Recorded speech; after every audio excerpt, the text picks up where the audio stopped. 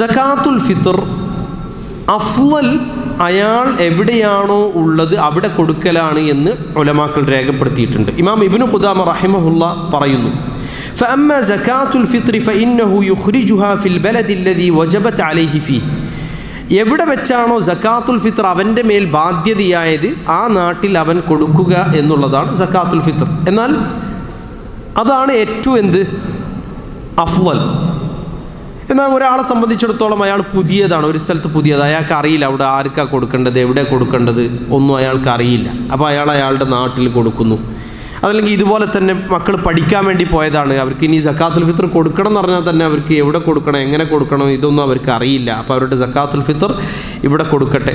അപ്പോൾ അവിടെ അവർക്ക് കൊടുക്കാൻ സാധിക്കുമെങ്കിൽ ഖൈർ, അൽഹംദുലില്ലാ.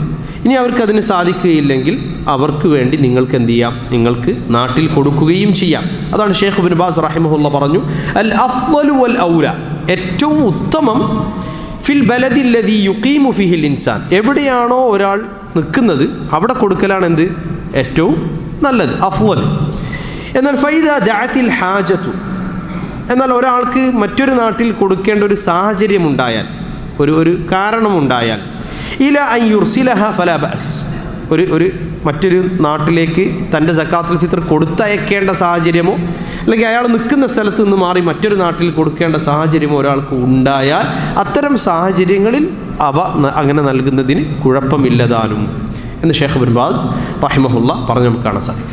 അപ്പോൾ എന്താണ് ഒരാൾ നിൽക്കുന്നിടത്ത് കൊടുക്കലാണ് അഫ്ളൽ എന്ന് പറയാനുള്ള കാരണം സക്കാത്തുൽ ഫിത്ർ ധനത്തിന് ബാധകമാകുന്ന ഒന്നല്ല, മറിച്ച് ഒരാളുടെ ബദനിന് ബാധകമാകുന്ന ഒന്നാണ്, അപ്പോൾ ശാരീരികമായി ബാധകമാകുന്ന ഒന്നാണ്. അപ്പോൾ അയാൾ എവിടെയാണുള്ളത് അവിടെ കൊടുക്കുക എന്നുള്ളതാണ് ഖൈർ എന്ന അർത്ഥത്തിലാണ് പണ്ഡിതന്മാർ പറഞ്ഞത്.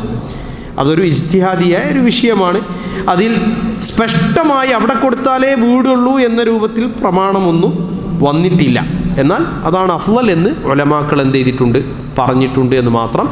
എന്നാൽ അർഹരായ ആളുകളിലേക്ക് എവിടെയായി അവർക്ക് സക്കാത്തുൽ ഫിത്ർ ലഭിച്ചാലും അത് വീടുന്നതാണ്. അതിൽ പിന്നെ നമുക്ക് തർക്കം കാണാൻ സാധിക്കുന്നില്ല. ചില പണ്ഡിതന്മാർ അത് കർക്കശമായി പറഞ്ഞിട്ടുണ്ട്.